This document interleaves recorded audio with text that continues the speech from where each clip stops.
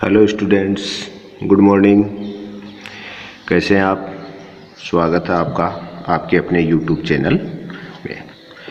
बच्चों, अपने last video के अंदर अपने पढ़ा था एक तो सतत आवेश वितरण, और फिर अपने पढ़ा था आवेश घनत्व, और इन दोनों से पहले हमने एक भौतिक राशि पढ़ी थी विद्युत फ्लक्स, जिसके बारे में अपन ने क्या कहा था कि विद्युत फ्लक्स से फाई ई बराबर ई डी एस कोस थीटा, मतलब किसी विद्युत क्षेत्र में रखे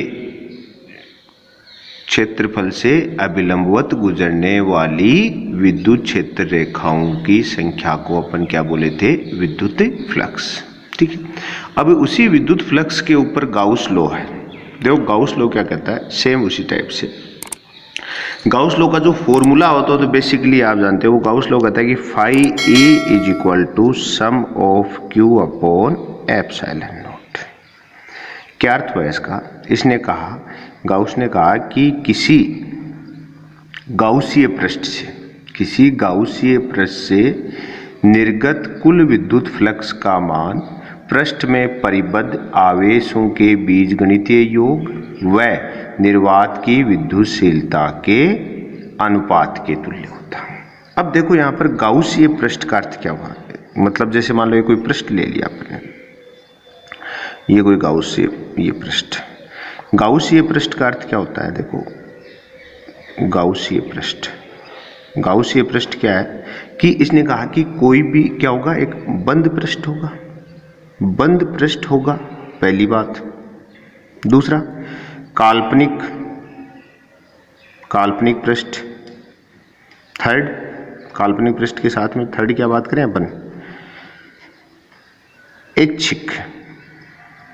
थर्ड क्या होता है? ऐच्छिक। पहले अपने पृष्ठ को समझते हैं। लो आपने इसने कहा कि गाउस ने कहा कि किसी गाउसीय पृष्ठ, मतलब सबसे पहला क्वेश्चन नाम तो क्या आ गया? गाउसीय पृष्ठ। गाउसीय पृष्ठ का अर्थ है, गाउस ने कहा कि आप एक ऐसा बंद पृष्ठ माने, कल्पना करें।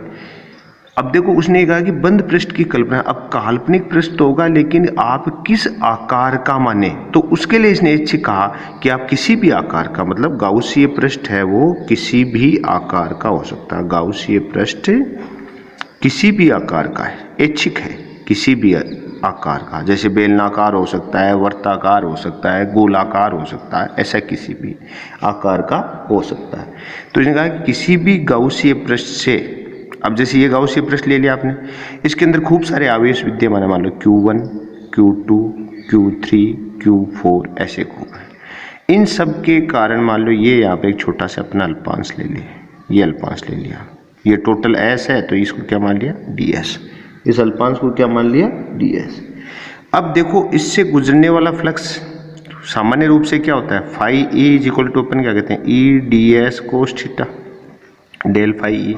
ये अपन फ्लक्स की परिभाषा से बात करें, लेकिन यहाँ पर गाउस ने क्या कहा कि किसी भी गाउसीय पृष्ठ से निर्गत फ्लक्स का मान पृष्ठ में परिबद्ध आवेश, मतलब इस पृष्ठ के अंदर जो भी ये बद्ध है Q1, Q2, Q3। अब सम ऑफ Q का अर्थ क्या होता है? आप जानते हैं सम ऑफ Q का अर्थ क्या था? Q1 plus Q2 plus test बीजगणितीय योग। ध्यान होगा कि इसमें जो भी आवेश उपलब्ध है उन सब का बीजगणितीय योग कर दो।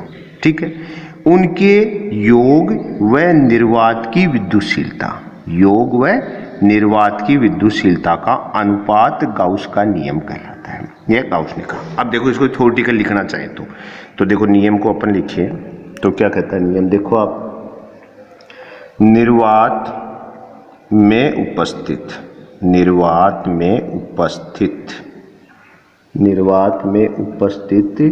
किसी बंद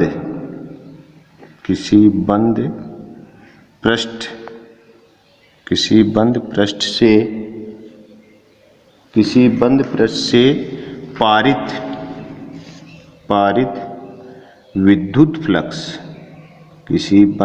से पारित विद्युत फ्लक्स का मान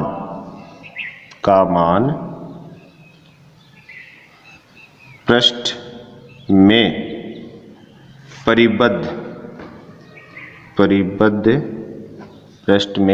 परिबद्ध कुल आवेश व निर्वात की विद्युतशीलता के अनुपात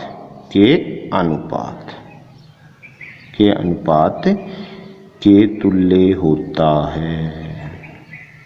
ठीक है, देखो निर्वात में उपस्थित किसी बंद पृष्ठ से पारित विद्युत फ्लक्स, पारित मतलब निर्गत, उससे निकलने वाला पारित विद्युत फ्लक्स का मान पृष्ठ में परिबद्ध कुल आवेश व निर्वात की विद्युतशीलता के अनुपात के तुल्य होता है। ठीक है, अब देखो अपने इसमें ये जैसे यहाँ दोबारा समझ लो चलो आप, जैसे ये कोई पृष्ठ ले लिया अपने गाउसीय पृष्ठ, कोई भी आकार का हो सकता है, इसमें कोई भी Q1 Q2 Q3 Q4 Q5 ऐसे अलग अलग आवेश है मान लो। ठीक है, तो अपन कहें कि इससे निर्गत फ्लक्स फाई ई की वैल्यू क्या होगी, sum of Q upon epsilon naught, किसके अनुसार, गाउस के अनुसार। तो sum of Q is equal to अपन क्या कर देंगे, Q1 plus Q2 plus test जो भी आपका लास्ट का Q5 है या Qn है। ठीक है, अब देखो यदि मान लो कि ऐसा हो कि किसी गाउसीय पृष्ठ के अंदर, यदि किसी गाउसीय पृष्ठ में द्विध्रुव रखा है, क्या रखा है, द्विध्रुव रखा है, तो विद्युत फ्लक्स होगा, तो विद्युत फ्लक्स शून्य होगा, क्यों होगा, देखो कई बार पूछते हैं आपको ऐसे गुमराह करने के लिए, कैसे होगा शून्य, कि जैसे मान लो ये गाउसीय पृष्ठ ले लो, अब इसमें कोई द्विध्रुव रखा है, द्विध्रुव मतलब एक प्लस क्यू होगा और दूसरा क्या होगा माइनस क्यू, बीच की दूरी पृथक्कन दूरी क्या है डी या 2a, कोई भी एक मानते हैं आप, तो इसके अंदर अपन क्या कहेंगे फाई ई, गाउस के नियम अनुसार क्या होगा, sum of Q upon epsilon naught, मतलब इसमें उपस्थित जो चार्ज है उनका एल्जेब्रिक सम, बीजगणितीय योग व निर्वात की विद्युतशीलता। तो आप जैसे ही sum of Q is equal to करोगे तो उस कंडीशन में क्या आएगा, प्लस क्यू और प्लस माइनस क्यू, इसमें दो ही तो आवेश उपस्थित हैं, एक तो प्लस क्यू और एक क्या है माइनस की। अब इनका आप एल्जेब्रिक सम, बीजगणितीय योग, इनको जोड़ोगे तो आपको चिन्ह के साथ जोड़ना पड़ेगा, तो प्लस क्यू तो अपनी जगह है, ये क्या है माइनस क्यू, तो जोड़ोगे तो इज इक्वल टू क्या आ गया आंसर। तो देखो phi E is equal to क्या हो गया 0 upon epsilon naught is equal to 0। समझ में आया आपको गाउस का लो, दोबारा समझ सकते हैं भाई स्टार्ट से। गाउस लो के अनुसार कि निर्वात में उपस्थित किसी बंद पृष्ठ से पारित विद्युत फ्लक्स का मान परिबद्ध कुल आवेश व निर्वात की विद्युतशीलता के अनुपात के तुल्य होता है। ठीक है, अब अपन जो बंद पृष्ठ है उसको अपन कहते हैं कि उसका क्या नाम दिया अपन ने, गाउसीय पृष्ठ। गाउसीय पृष्ठ के लिए गाउस ने कहा कि आप ऐच्छिक हैं, आप किसी भी आकार का गाउसीय पृष्ठ ले सकते हैं, फर्स्ट बात, लेकिन पृष्ठ कैसा होना चाहिए, बंद होना चाहिए, क्लोज होना चाहिए, ओपन नहीं, और ऐच्छिक है। और ये जो आपका गाउसीय पृष्ठ है वो क्या होता है, काल्पनिक होता है, आप खुद कल्पना करते हैं। सम ऑफ क्यू का अर्थ इसमें क्या है कि जो आपके गाउसीय पृष्ठ है, जो आपका उसके अंदर जो परिबद्ध आवेश है उन सब का क्या करना आपको, बीजगणितीय योग एल्जेब्रिक सम, आपको पहले भी बताया था क्या सेंस होता है कि आवेश को आप उनके साइन के साथ ऐड करें, चिन्ह के साथ जुड़ें, प्लस है वो प्लस रह जाएगा, जो माइनस है वो माइनस रहेगा। ठीक है, और फिर अपन ने एक एग्जाम्पल इसके अंदर लिया कि यदि किसी गाउसीय पृष्ठ में अगर कोई द्विध्रुव रखा है, गाउसीय पृष्ठ में क्या रखा है, द्विध्रुव रखा है, तो उस कंडीशन में उससे निर्गत फ्लक्स की वैल्यू क्या होगी, शून्य होगी। जैसे अपन गाउस के अकॉर्डिंग क्या कहेंगे, फ्लक्स किसके इक्वल होना चाहिए, sum of Q upon epsilon naught. तो सम ऑफ क्यू करेंगे अपन, कुल आवेश ज्ञात करेंगे, तो क्या होगा प्लस क्यू और माइनस क्यू को आप ऐड करेंगे तो क्या जाएगा 0। इस प्रकार द्विध्रुव के कारण गाउसीय पृष्ठ से निर्गत विद्युत फ्लक्स की वैल्यू क्या होती है, शून्य होती है। ठीक है, ये अपना गाउस का नियम हुआ। अब देखो इसमें अपन नेक्स्ट क्या देखें, गाउस के नियम की व्युत्पत्ति। अपन क्या करेंगे, गाउस के नियम की व्युत्पत्ति, गाउस के नियम की कूलाम व्युत्पत्ति भी किसे करने, कूलाम नियम से व्युत्पत्ति, ठीक है, व्युत्पत्ति, ये अपना ये हो गया इसकी व्युत्पत्ति। ठीक है, सेंस क्या हुआ, derivation of Gauss law from Coulomb's law.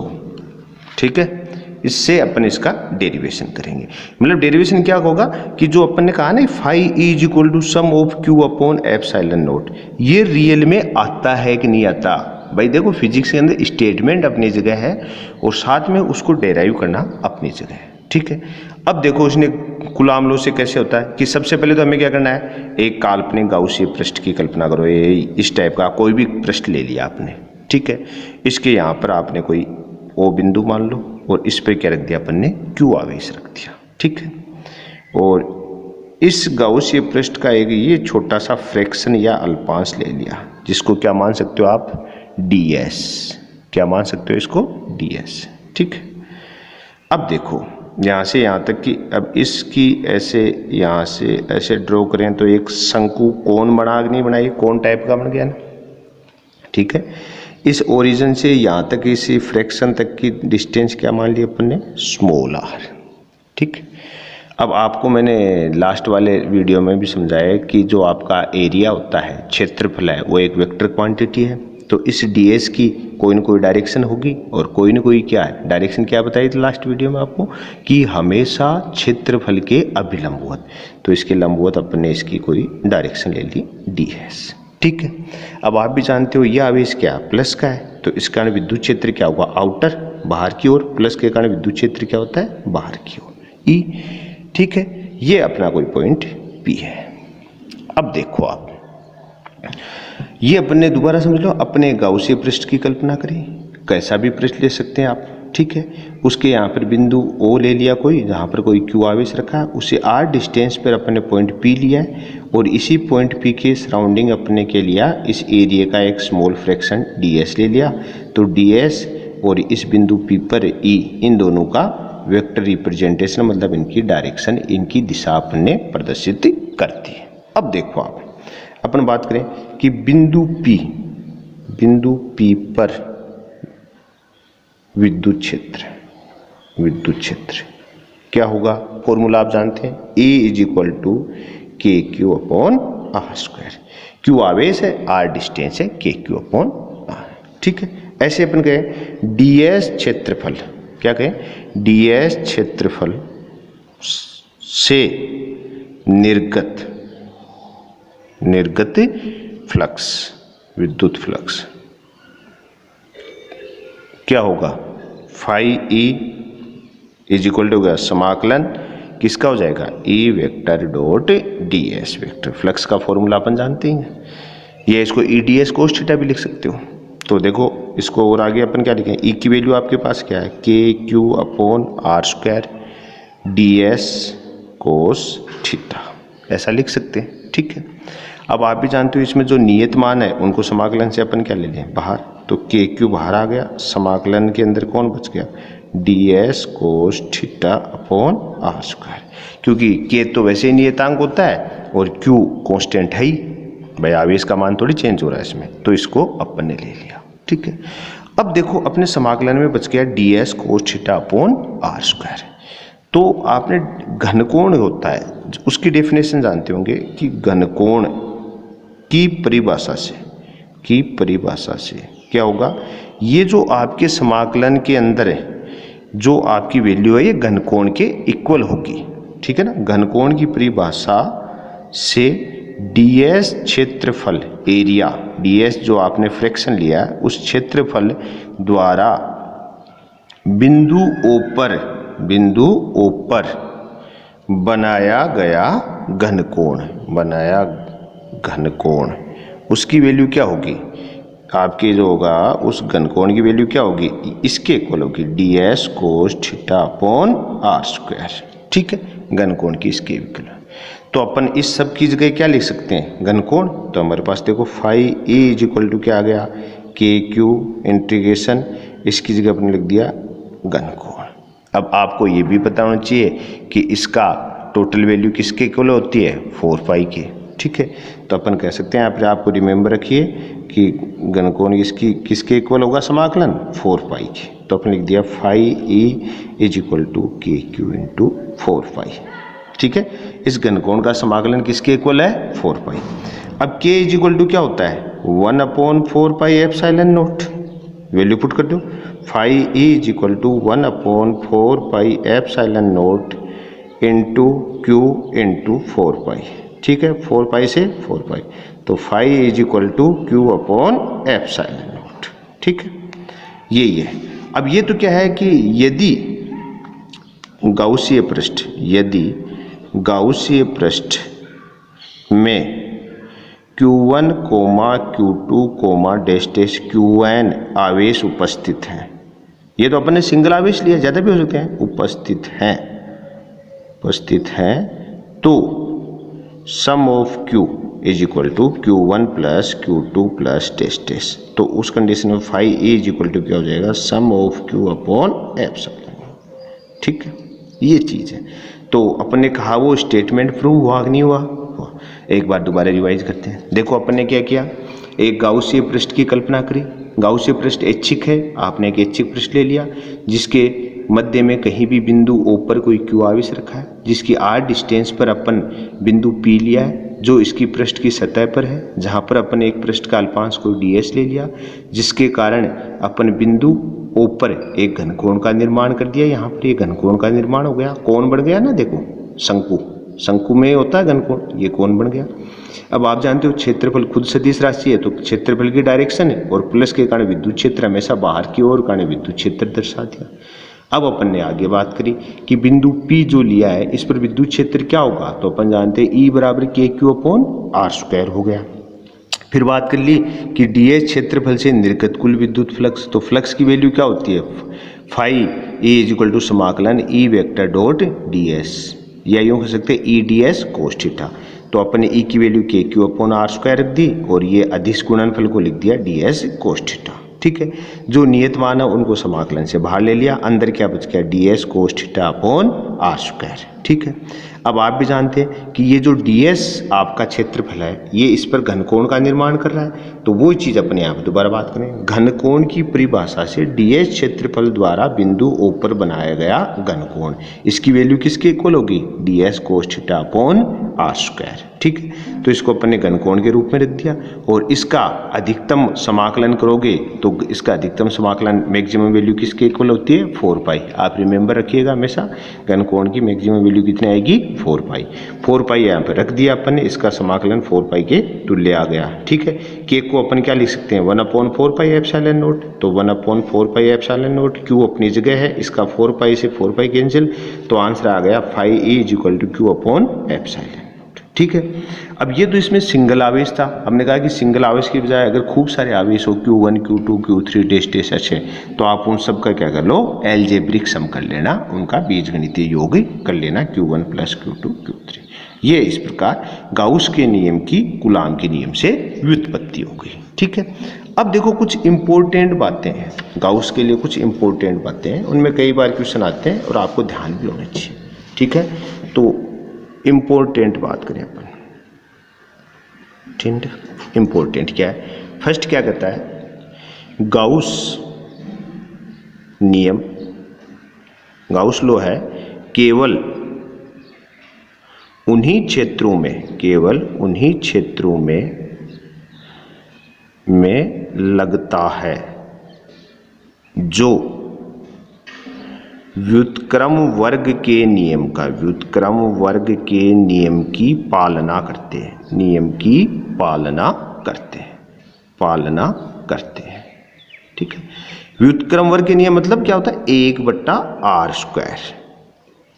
जैसे आपने कूलाम में पढ़ा ना के Q1 Q2 अपॉन R², तो ये हो गया वर्ग के व्युत्क्रम के नियम की पालना, कि जिन नियमों में जिन नियमों के अंदर दूरी के वर्ग के व्युत्क्रमानुपाती निर्भरता आती है, वहीं पर गाउस लॉ लगेगा। मतलब सेंस है, जहां कूलाम लॉ अप्लाई है वहां पर क्या है गाउस लॉ भी अप्लाई है। ठीक है, जैसे ग्रेविटेशन लॉ होता है न्यूटन का, उसमें भी ये होता है F = G m1 m2 upon R²। तो वहाँ पर गाउस लॉ लग सकता है। दूसरी बात, हमेशा ध्यान रखिएगा, आपको सम ऑफ क्यू की वैल्यू क्या होती है, Q1 plus Q2 plus dash dash dash. आपको उपस्थित सभी आवेशों का बीजगणितीय योग करना है। कौन सा करना है, बीजगणितीय योग, एल्जेब्रिक सम, बीजगणितीय योग करेंगे। आप ध्यान रखिएगा, नहीं कन्फ्यूजन में नहीं रहे, क्योंकि जैसे मैंने आपको अभी पीछे एग्जाम्पल बताया था, कौन सा, डाइपोल वाला, द्विध्रुव रखा, तो अपने इसके कारण ही अपने वहाँ पर फ्लक्स की वैल्यू 0 निकाल ली थी, नहीं तो 0 नहीं निकाल पाते। थर्ड, गाउस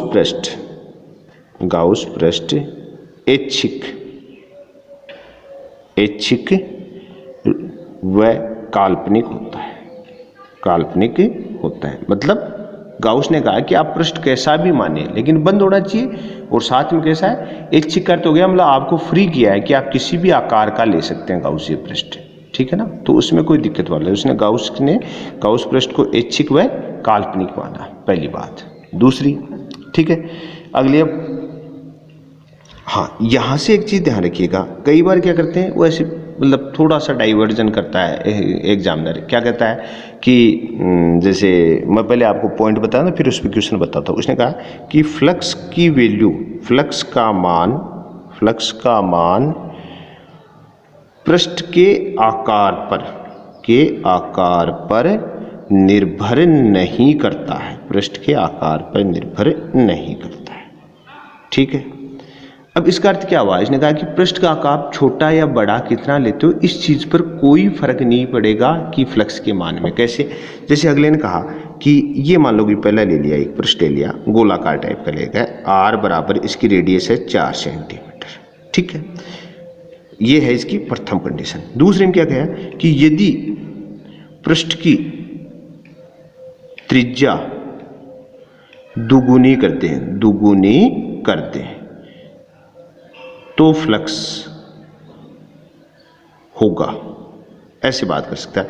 जैसे मान लो पहले क्या कहा, R बराबर 4 सेंटीमीटर में की फर्स्ट कंडीशन है, और इसमें मान लो कोई भी sum of Q is equal to Q है, तो आप भी जानते हो phi E is equal to क्या होती है, sum of Q upon epsilon naught, या is equal to Q upon epsilon naught, ये फर्क है। फिर एक लिखा है कि यदि पृष्ठ की त्रिज्या को दुगुनी कर दें, तो अपने के दिमाग में उसके अनुसार क्या आता है कि यहाँ पर अपन सोचते हैं फाई E बराबर E A, अपन यहाँ पर क्या लगा लेते हैं, फाई E बराबर E ds कोस थीटा, ये सब फॉर्मूला लगा के उसमें देखते हैं क्षेत्रफल डबल हो गया तो फ्लक्स होगा ना, ये फॉर्मूला यहाँ पर अप्लाई नहीं होगा।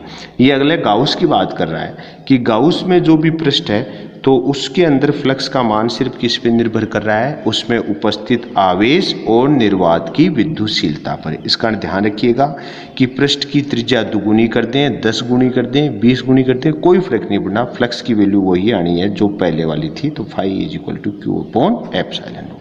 बहुत मोस्ट बात है, आप थोड़ा सा ध्यान रखें कि फ्लक्स का मान है वो पृष्ठ के आकार पर निर्भर नहीं करता, ठीक है।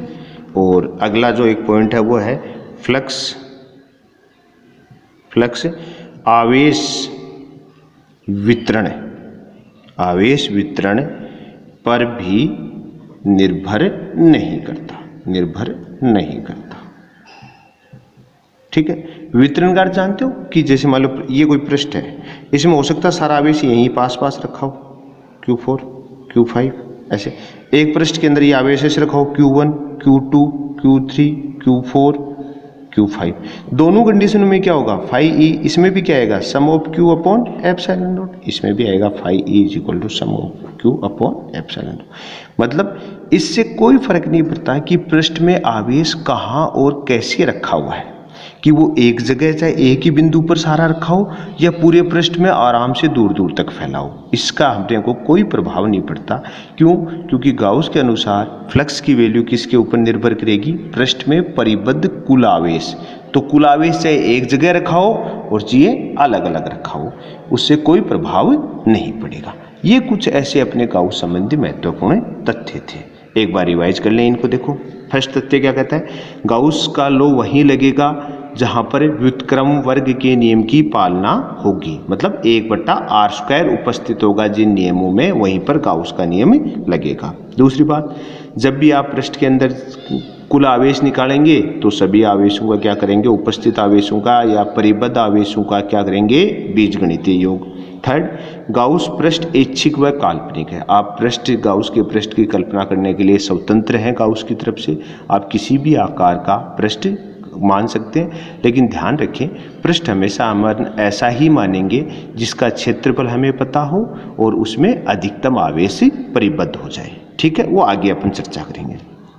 ठीक है, फ्लक्स का मान पृष्ठ के आकार पर निर्भर नहीं करता। बिल्कुल, ये बहुत मोस्ट बात है, गुमराह कर सकता है एग्जामिनर। कैसे कि आपको पहले कोई कह देगा कि भाई इतनी त्रिज्या का कोई गोलाकार पृष्ठ है या वर्ताकार पृष्ठ है, उससे निर्गत फ्लक्स की वैल्यू ये है, और फिर अगले कहते यदि हम उसकी त्रिज्या को दुगुनी, तिगुनी या 4 गुनी कर दें तो उस स्थिति में फ्लक्स का मान क्या होगा, या पृष्ठ वर्गाकार, त्रिभुजाकार, कैसा भी मान गए।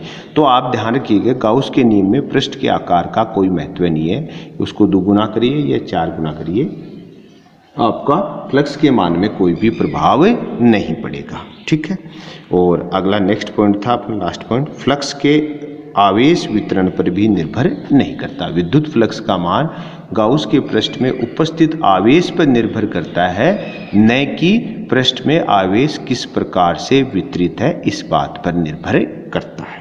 ठीक है, तो आज अपन ने बच्चों गाउस नियम का इंट्रोडक्शन किया है, गाउस के नियम की व्युत्पत्ति, derivation of Gauss law according to या फ्रॉम कूलाम लॉ, की कूलाम लॉ से अपन ने उसको डेराइव कर लिया और उसके बाद संबंधित कुछ महत्वपूर्ण बातों का डिस्कशन किया है। ठीक है, अपना जो अपना नेक्स्ट वीडियो होगा उसमें अपन गाउस के नियम पर आधारित कुछ डेरिवेशन करेंगे।